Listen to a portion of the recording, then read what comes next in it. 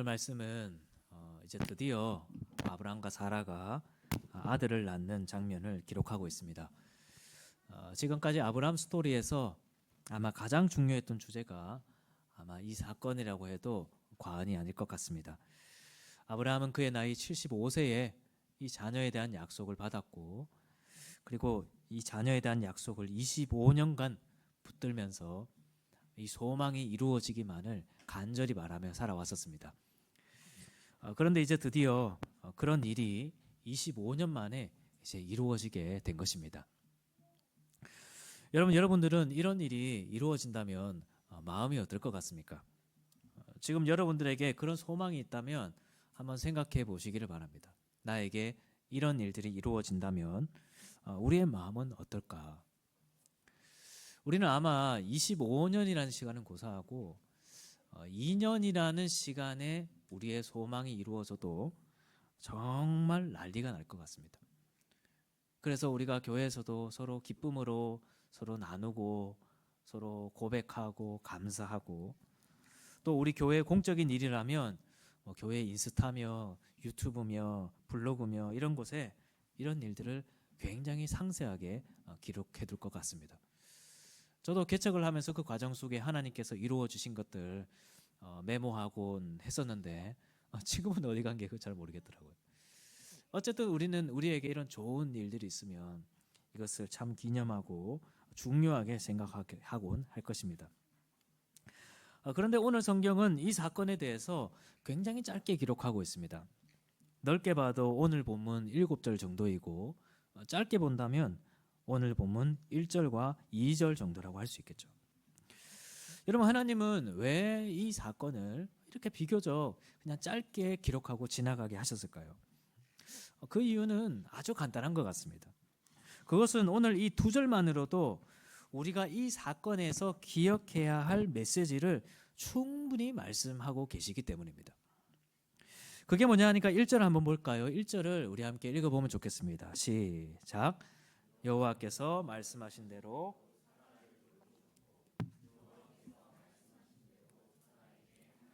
또 2절의 말씀을 함께 읽어봅시다. 시작. 사라가 임신하고 하나님이 말씀하신 시기가 되어 노년의 아브라함에게 아들을 낳으니. 여러분, 이 1절과 2절이 말씀하는 바가 굉장히 분명하죠.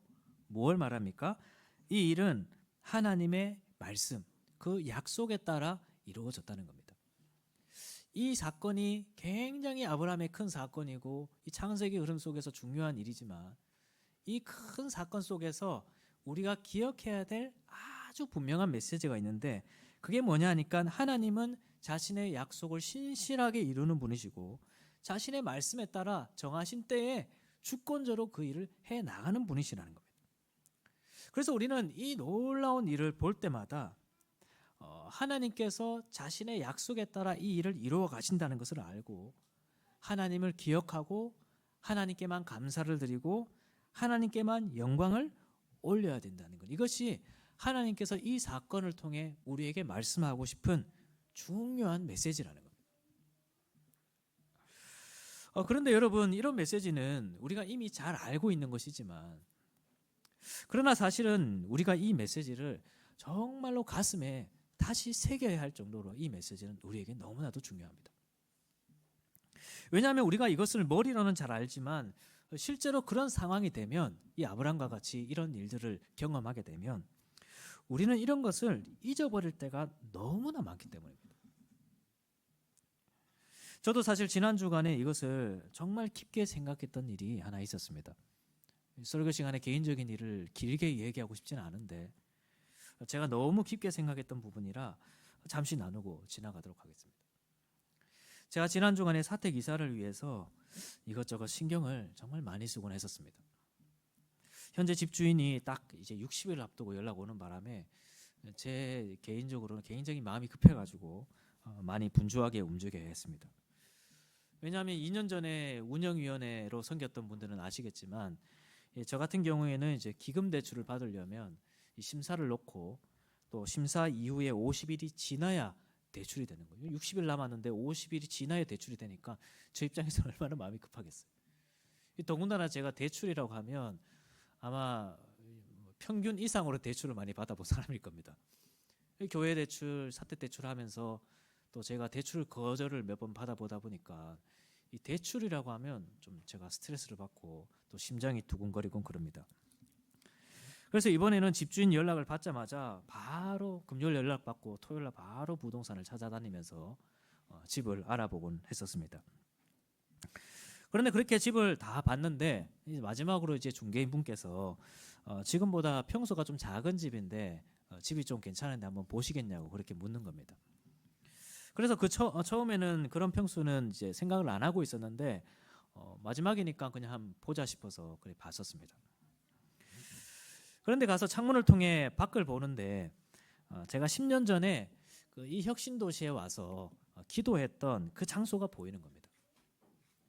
제가 처음에 이곳에 개척 장소를 찾던 중에 여기에 사거리에 있는 종교부지 여기에 와서 이곳이 분양이 안 됐다는 소식을 듣고 이제 아내와 밤에 여기 와서 이제 기도하곤 했었습니다.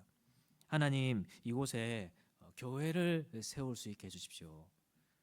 그리고 사택은 이곳이 잘 보이는 쪽이면 좋겠습니다. 그렇게 기도했었습니다.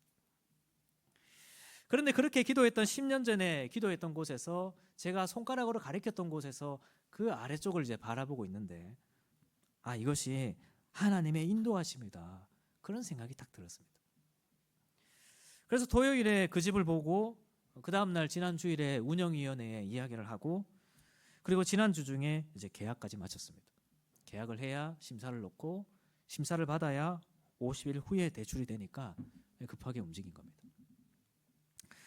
그런데 그렇게 계약을 하고 다시 그 집에 들어갔는데 이게 맞다라는 생각이 드는 겁니다. 지금보다 평소가 작아지니까 아이 셋을 키우는 입장에서 너무 성급했나 그런 생각이 드는 거예요. 안 그래도 지난 운영위원회 때 한 집사님께서 그런 말씀을 하셨는데 그때는 제가 하나님의 인도하심에 감동을 받은 직후라 그냥 괜찮다고 했습니다. 그런데 이런 생각이 찾아오니까 저는 이런 경험을 처음 해봤거든요. 저는 뭔가를 결정할 때 굉장히 꼼꼼하게 알아보는 스타일이라서 제가 결정한 것에 그렇게 후회하지 않습니다. 그런데 이런 생각이 찾아오니까 이런 것도 걱정이 되고 저런 것도 걱정이 되고 이런 생각이 제 머릿속을 완전히 지배해 버리는 거예요.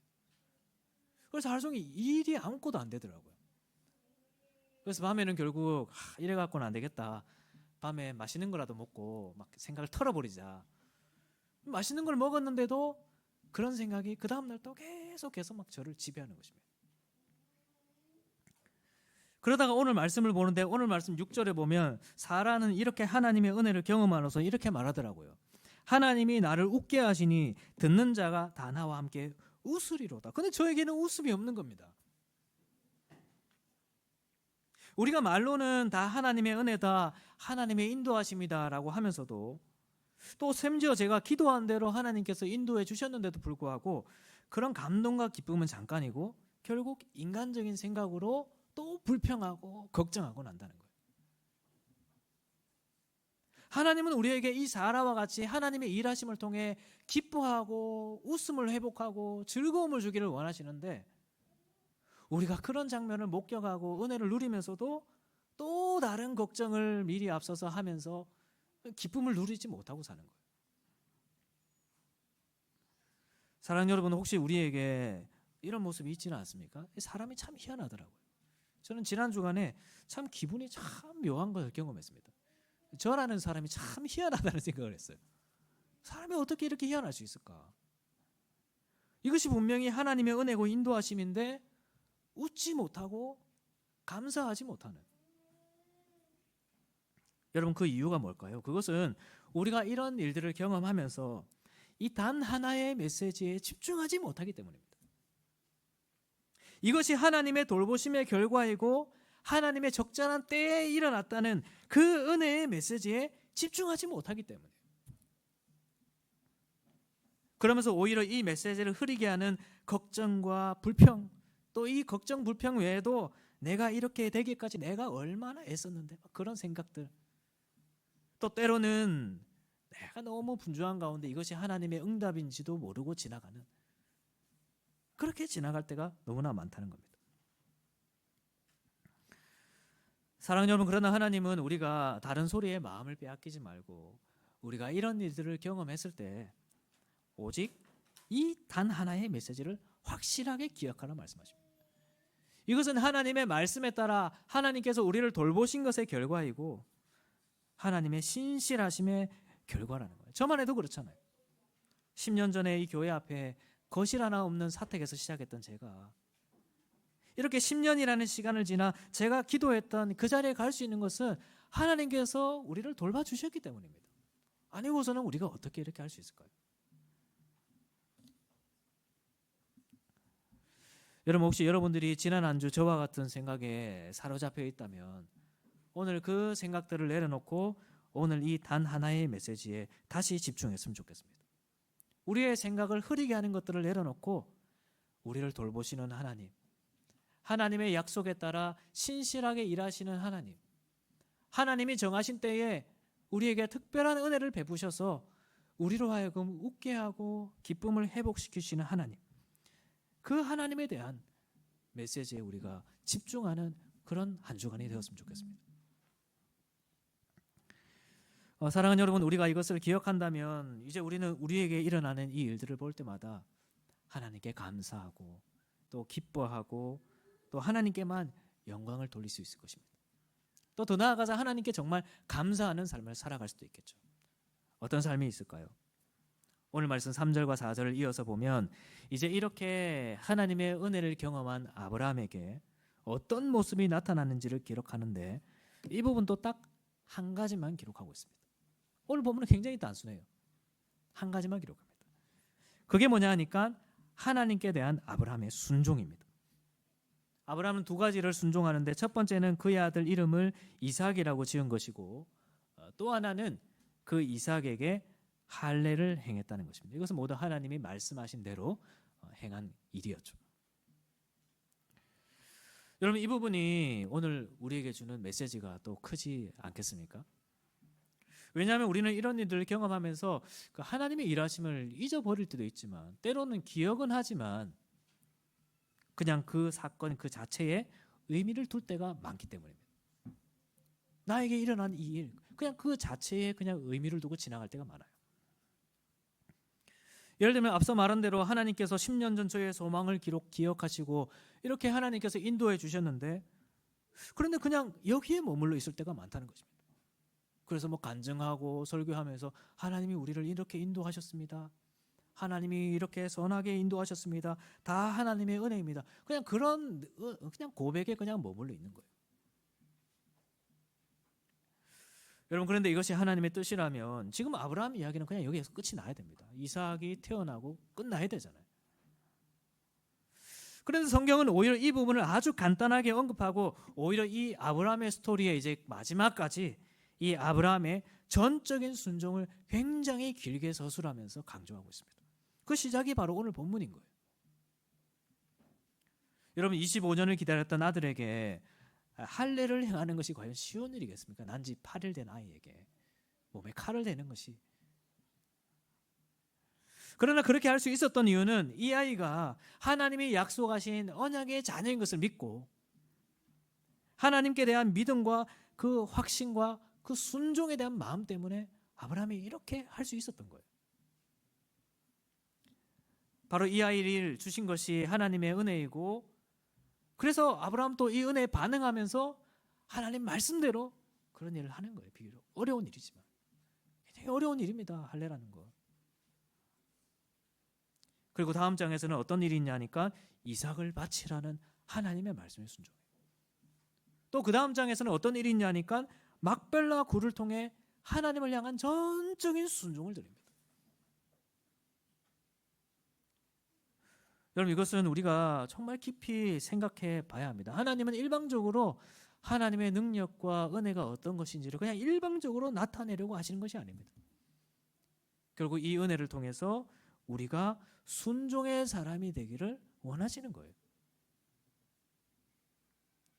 그래서 우리가 하나님의 은혜를 기억하면서도 우리의 간증 속에 하나님은 이런 분이십니다. 하나님이 이렇게 놀라운 분이십니다. 그렇게 고백만 하고 있는 것이 아니라 우리가 그 은혜에 감사해서 순종의 삶을 살아가는 거예요. 하나님께서 나를 이렇게 인도해 주셨다면 이 자리에서 내가 순종해야 될 것이 무엇일까? 하나님께서 10년 전 나의 소망을 따라 이곳에 인도하셨다면 이제 내가 이 교회를 잘 목회하기 위해서 내가 순종해야 될 것은 무엇일까? 그 자리에까지 나가야 되는 거죠. 언제까지 하나님 주신 것만 감사하고 고백하고 그냥 그러고 지나갈 거예요. 하나님이 그런 은혜를 주셨다면 그 자리에서 아브라함과 같이 순종하며 나갈 수 있는 사람이 되어야 되는 겁니다. 여러분, 성경은 이것이 하나님과의 교제라고 말합니다. 여러분, 하나님과의 교제가 뭘까요? 기도하는 것, 묵상하는 것, 찬양하는 것, 물론 그것을 통해 하나님과 교제를 나눌 수 있습니다. 그런데 성경이 하나님과의 교제를 이야기하면서 순종을 너무나도 강조한다는 것을 우리는 잊어서는 안 됩니다. 요한복음 14장에 예수께서 대답하여 이르시되 사람이 나를 사랑하면 내 말을 지키리니 내 아버지께서 그를 사랑하실 것이요 우리가 그에게 가서 거처를 그와 함께 하리라. 또 야고보서에서는 오늘 이 아브라함을 가리켜서 네가 보거니와 믿음이 그의 행함과 함께 일하고 행함으로 믿음이 온전하게 되었느니라. 이에 성경에 이른바 아브라함이 하나님을 믿으니 이것을 의로 여기셨다는 말씀이 이루어졌고 그는 하나님의 벗이라 칭함을 받았느니.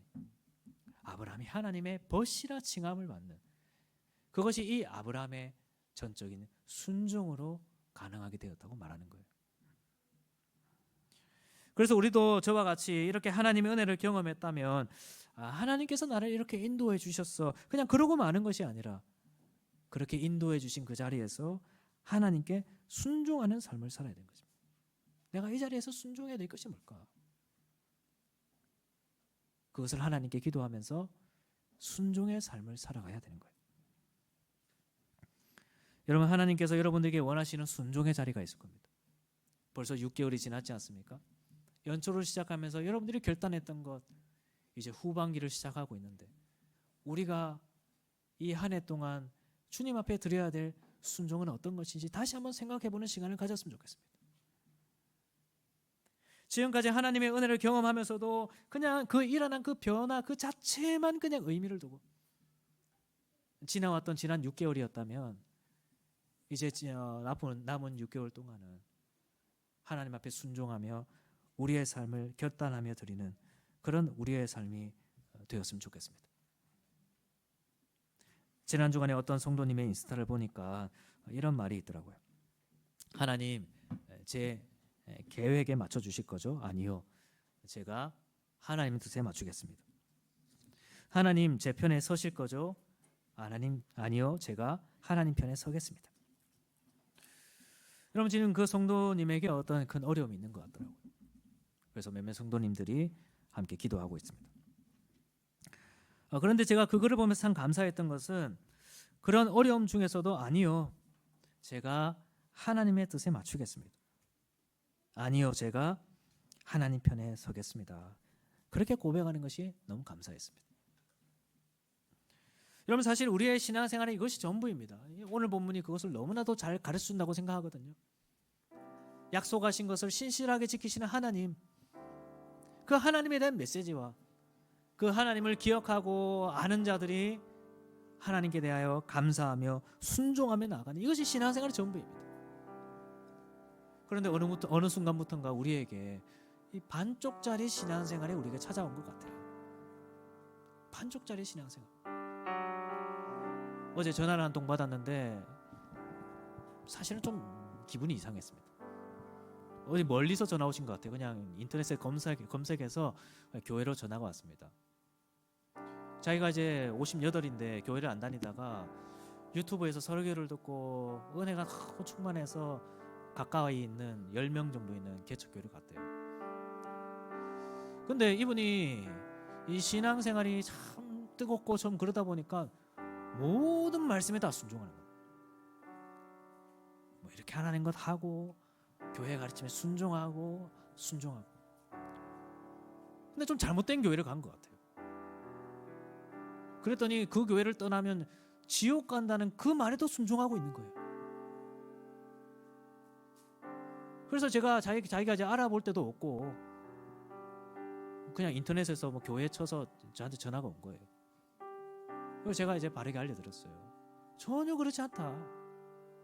근데 이분은 처음 하나님을 믿다 보니 하나님에 대한 말씀에 대한 막 순종, 막 이런 순수한 마음에 일단 막 가르치는 대로 다 막 순종했던 거예요.